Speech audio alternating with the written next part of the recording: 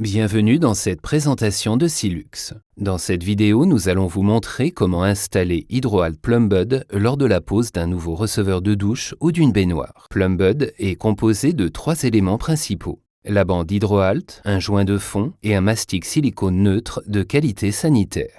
Le joint de fond est fourni avec la bande Plumbud.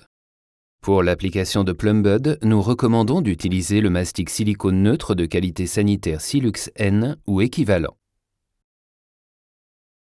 Avant de commencer l'installation, les surfaces du receveur de douche auxquelles l'étanchéité sera fixée doivent être préparées. Utilisez de la paille de fer pour dépolir les surfaces et nettoyer les impuretés. Utilisez ensuite les lingettes pour nettoyer, puis commencez l'installation de Plumbud. Plumbud est étudié pour être installé dans le sens des aiguilles d'une montre. Déroulez Plumbud le long du premier côté du receveur à traiter. Le guide d'alignement biface permet d'assurer que Plumbud peut être positionné avec précision sur le mur adjacent au receveur de douche.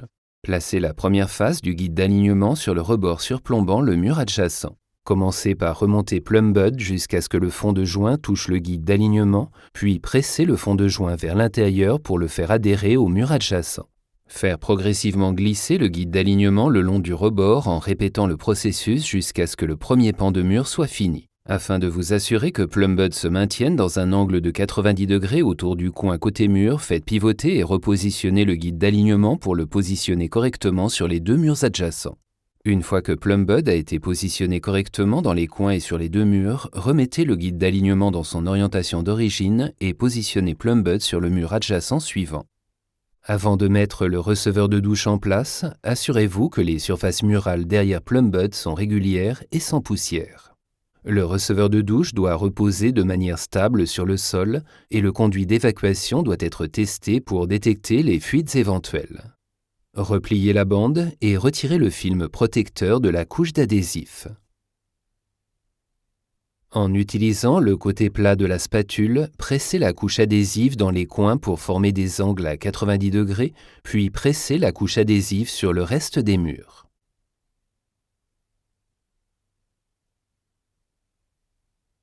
Tracez des lignes marquant les limites extérieures de la bande. Repliez la bande et accrochez-la au receveur de douche en utilisant du ruban à masquer. Nous recommandons l'usage d'une colle d'étanchéité pour coller la bande sur le mur. Appliquez une ligne de colle d'étanchéité en zigzag de 5 mm de diamètre à intervalle de 100 mm sur le mur entre la bande et les traits sur le mur. Étalez la colle d'étanchéité sur le mur en utilisant le bord dentelé de la spatule. Retirez les rubans adhésifs et relevez la bande pour l'appliquer dans la colle sur le mur. En utilisant le bord plat de la spatule, pressez fermement la bande dans chaque coin pour former un angle de 90 degrés, puis sur le reste de la surface pour permettre une bonne adhésion. Appliquez le ruban à masquer sur la partie plate du rebord afin de le protéger lors de l'application du joint. Appliquez le mastic silicone dans le joint entre le rebord et le mur adjacent. Les installateurs peuvent préférer étanchéifier et coller un côté à la fois. Frottez le mastic silicone pour les bavurés. Retirez le ruban à masquer du rebord. L'installation de Plumbud est maintenant terminée. Nous rappelons que cette vidéo a présenté des instructions générales dans le cadre d'une configuration de chantier standard. Et l'expansion du joint entre le rebord et le mur est fréquemment la cause de fuite.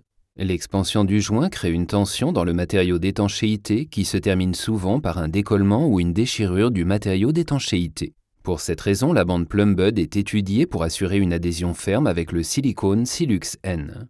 Une fois l'installation de Plumbud terminée, vous pouvez commencer à carreler.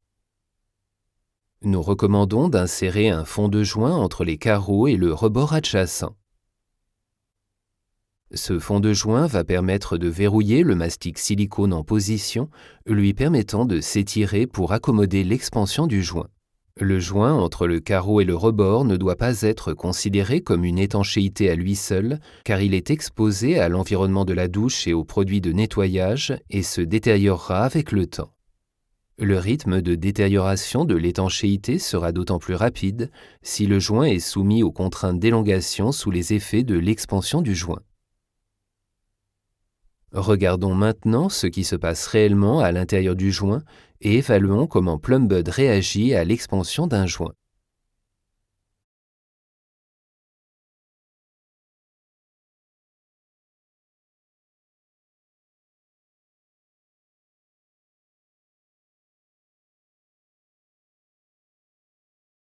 Comme vous pouvez le voir, le joint extérieur faisant la liaison entre le carrelage et le bord du receveur se désolidarise du joint de fond et s'étire sous la tension. Le système Plumbud compense l'expansion du joint par l'allongement et la déflexion de la bande hydrohalte à son point de contact avec le joint et l'élongation latérale du joint de pontage entre le receveur et la bande. En cas de casse du joint entre le carrelage et le receveur, Plumbud permet de contenir la fuite en résultant à l'intérieur de la zone de douche. Nous espérons que cette présentation a été intéressante et vous remercions d'avoir pris le temps de la regarder. Si certaines de vos questions ne trouvent pas de réponse dans cette vidéo, n'hésitez pas à nous contacter.